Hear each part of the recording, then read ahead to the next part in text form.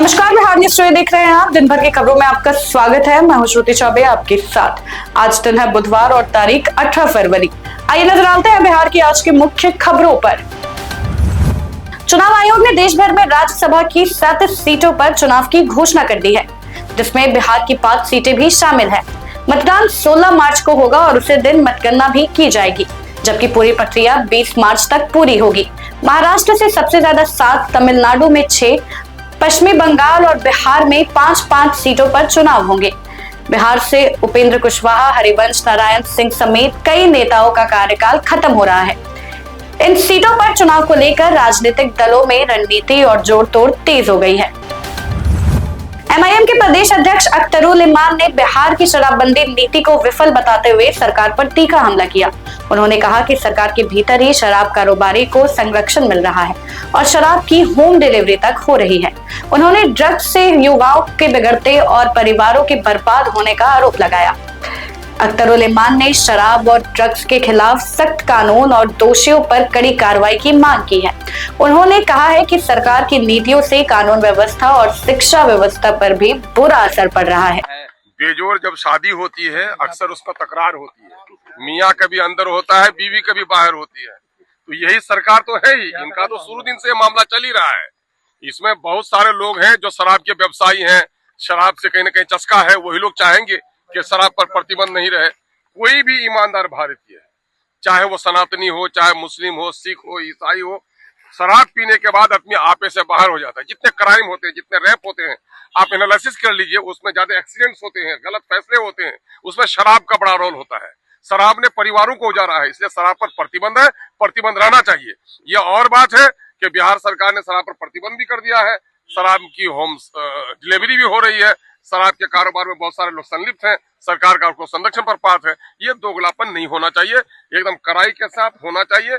और उससे ज्यादा जो ये ड्राई ड्रग्स हैं, जो अफीम, गांजा, चरस, स्मैक, इनका जो प्रयोग हो रहा है, उससे बिहार की नई पीढ़ी बर्बाद हो रही है। इस कानून को और सख्त बनाना चाहिए। इसका प्रयोग करने वाले, इसका उपयोग करने वाले, इसका सप्लाई करने वाले, संरक्षण देने वाले सब लोगों को लटकाने वाला कानून बनाना चाहिए, ताकि एक अच्छा बिहार बन सके। अरे बिहार को क्या करेंगे? दिवाला कर देंगे। पढ़ाई लिखाई का हाल खराब हो गया है, कारोबारी लूटे जा रहे हैं, लॉ एंड ऑर्डर कहीं मेंटेन नहीं है। और ये कहिएगा कि चोरी हो रही, डकैती हो रही, रेप हो रहा है, तो सिर्फ एक ही विभाग जिम्मेदार नहीं है। शिक्षा जगत में नैतिक शिक्षाओं का पतन हो गया है, शराब परोसा जा रहा है, रिश्वत पर काबू नहीं लग रहा है। यही वजह है कि बिहार की छवि अच्छी नहीं बन पा रही। बिहार विधानसभा परिषद में राजद नेताओं और विधायकों ने आरक्षण की सीमा 85% करने की मांग को लेकर जोरदार प्रदर्शन किया। राजद का कहना है कि पिछड़े, अति पिछड़े, दलित और आदिवासी समुदायों की आबादी अधिक होने के बावजूद उन्हें पर्याप्त प्रतिनिधित्व नहीं मिल रहा है। पार्टी ने आरक्षण संशोधन प्रस्ताव को संविधान की 9वीं अनुसूची में शामिल करने की मांग की, ताकि इससे कानून सुरक्षा मिल सके। प्रदर्शन के बाद बिहार की राजनीति में हलचल तेज हो गई है और इस मुद्दे पर सत्ता पक्ष और विपक्ष के बीच टकराव की संभावना बढ़ गई है। कांग्रेस विधायक अभिषेक रंजन ने शराबबंदी कानून की समीक्षा पर बड़ा बयान दिया है। उन्होंने कहा है कि कानून की समीक्षा होनी चाहिए, लेकिन अगर विधानसभा सदस्यों का ब्लड टेस्ट हो जाए तो पूरी सच्चाई सामने आ जाएगी।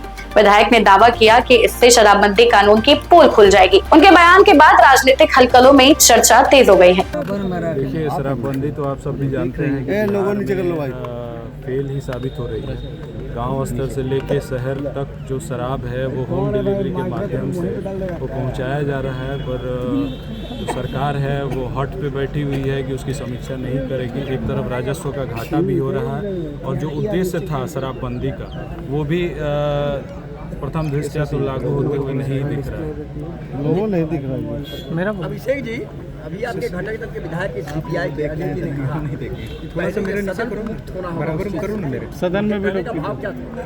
वो ये कह रहे हैं कि पहले यहाँ से छोड़वाइए, उसके बाद लोग, यानी कि सदन में भी लोग पी के आते हैं। सदन में चीज तो सबसे पहला है कि अभी जो सदन में जितने भी सदस्य हैं, अगर उनका ब्लड टेस्ट करा दिया जाए तो शराबबंदी का पोल खुल जाएगा। ठीक है। जहानाबाद में नीट छात्रा की मौत मामले में सीबीआई ने जांच तेज कर दी है और छात्रा के भाई से कई घंटे पूछताछ की गई। सीबीआई मोबाइल और सीसीटीवी जैसी तकनीकी सबूत जुटा रही है। इसी बीच परिवार को फिर जान से मारने की धमकी मिली है। घर में धमकी भरा पर्चा फेंका गया। पिता ने सुरक्षा कम होने का आरोप लगाया है और दोषियों की जल्द गिरफ्तारी की मांग की है। सीबीआई ने एसआईटी से भी जांच में लापरवाही पर सवाल उठाए हैं। जेडीयू विधायक विनय चौधरी ने शराबबंदी कानून हटाने की मांग करने वालों पर कड़ा हमला बोला है। उन्होंने कहा है कि जो लोग कानून हटाने की बात कर रहे हैं उन्हें गांव जाना चाहिए, महिलाएं उन्हें खदेड़ देंगी। यूजीसी कानून पर भाई वीरेंद्र के बयान पर तंज कसते हुए उन्होंने कहा कि अपने समय में क्यों नहीं लागू किया, दूसरे पर टिप्पणी करना आसान है। विनय चौधरी ने साफ कहा कि बिहार में शराबबंदी कानून रहेगा और हटेगा बिल्कुल नहीं। बोल रहे थे, देखे नहीं थे फोटो, कोई सब आदमी पैर में चोट लगा। हाँ, पैर में चोट में शरीर नहीं डोलता है, पैर में चोट में हमको भी चोट लग गया था, डोल रहा है। क्या कहना चाह रहे हैं? इसमें कहना है, इतना कहना ही है, सोचना ही है। वो तो उनको न पूछे कि काहे डोल रहे थे कि क्या लगा क्यों डोल रहे? तो हम लोग तो मेडिकल जांच करवाने की बात किए थे तो भाग गए। हाँ, लेकिन इस शराबबंदी पर आप लोग फिर क्यों गए? जनता से जा पूछिएगा ना शराबबंदी पर जनता क्या कहती है। महिला हम लोग के मिथिला में वो कहावत है, खपरी लेकर के पीटेगी, वो इनका इलाज कर देगा। जा करके कोई आदमी शराबबंदी के खिलाफ में कीजिए ना। आप ही के घटक दल के विधायक है ना। हम जो जितना हमको जो करना था वो हमको करने दीजिए ना। कि शराबबंदी पर आप जो कहे कि शराबबंदी है, वो काहे डोल रहे थे, तो वो डोल रहे थे तो उसको तो जनता जब देखेगी ना, इसलिए ना 25 पर ला दिया है जनता। नहीं, आपके सहयोगी दल ने सवाल उठाया है। माधव आनंद हमारे सहयोग, हर व्यक्ति की बात अपनी अपनी सोच होती है। कानून का समीक्षा का अर्थ होता है बंदी समाप्ति नहीं, कानून के समीक्षा का अर्थ होता है उसमें और गंभीरता लाना। इसको आप उसमें उसको आप उसका अदरवाइज मत लीजिए। पटना सिविल कोर्ट को लगातार बम से उड़ाने की धमकी मिलने के बाद पुलिस ने सुरक्षा कड़ी कर दी है। हर सुबह कोर्ट खुलने से पहले पूरे परिसर में सर्च ऑपरेशन और सैनिटाइजेशन किया जा रहा है। धमकी भरे मेल को लेकर एटीएस ने केस दर्ज किया है और आरोपियों की पहचान के लिए विशेष टीम बनाई गई है। डीएसपी स्तर के अधिकारी जांच की निगरानी कर रहे हैं, जबकि कोर्ट परिसर की सुरक्षा चाक चौबंद कर दी गई है। बिहार में भारत नेपाल सीमा से जुड़े जिलों को जोड़ने वाली 555 किलोमीटर की लंबी बॉर्डर सड़क परियोजना लगभग 95% पूरी हो चुकी है। सरकार ने बाकी काम तेजी से पूरा कर मई तक सड़क खोलने का लक्ष्य रखा है। अब तक 808 पुलियां और 129 पुल बनाए जा चुके हैं, जिससे सीमा क्षेत्रों में आना जाना आसान हो गया है। इस सड़क से सुरक्षा बलों की आवाजाही तेज हो गई है और व्यापार, शिक्षा, स्वास्थ्य सेवाओं तक लोगों को पहुंच बेहतर होगी।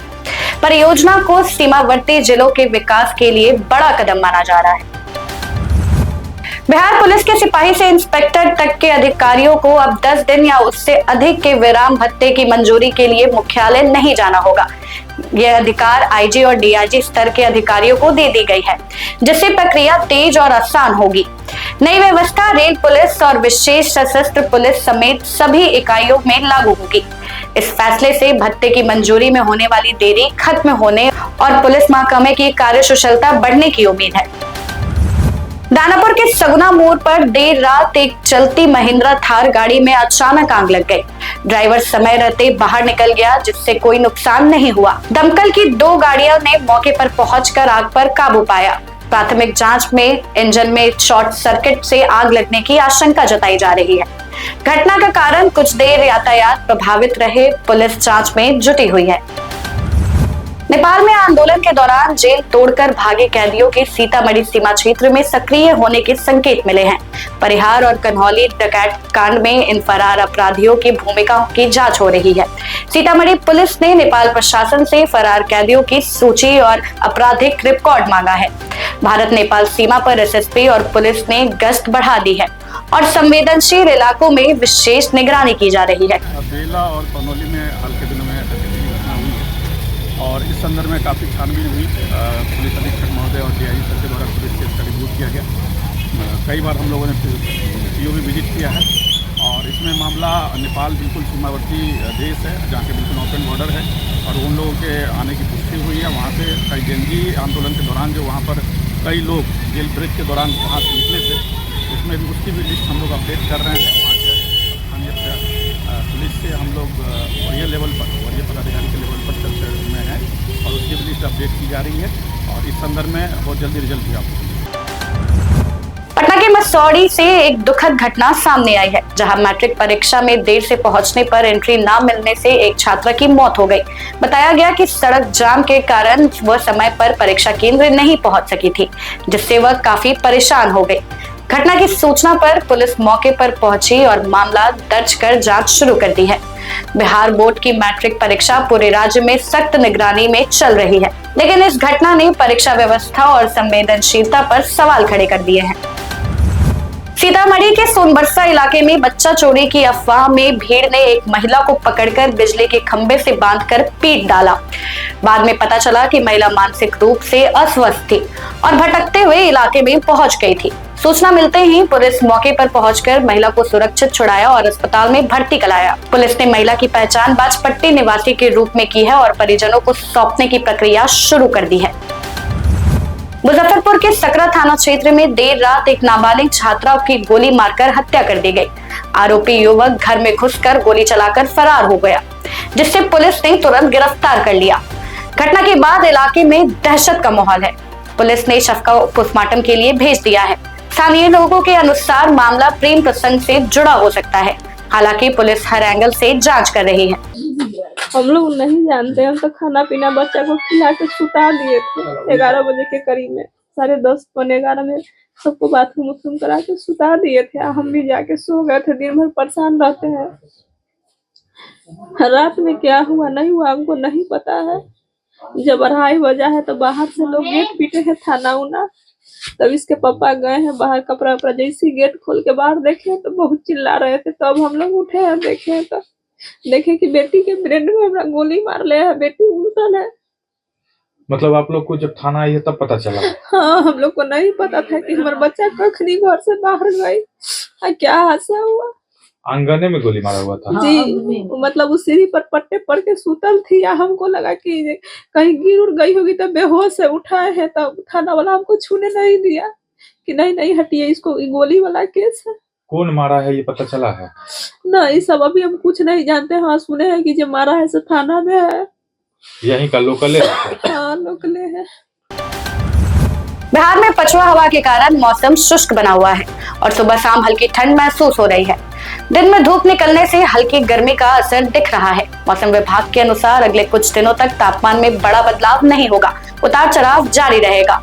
भागलपुर में सबसे न्यूनतम तापमान 10.2 डिग्री सेल्सियस दर्ज किया गया, जबकि पटना में 16 डिग्री रहा। राज्य में अधिकतम तापमान की बढ़ोतरी भी दर्ज की गई है। कैमूर में 31.3 डिग्री सबसे ज्यादा रहा। तो ये थी बिहार की आज की मुख्य खबरें। बाकी ऐसी ही खबरों के लिए बने रहे बिहार न्यूज टुडे के साथ। तब तक के लिए धन्यवाद।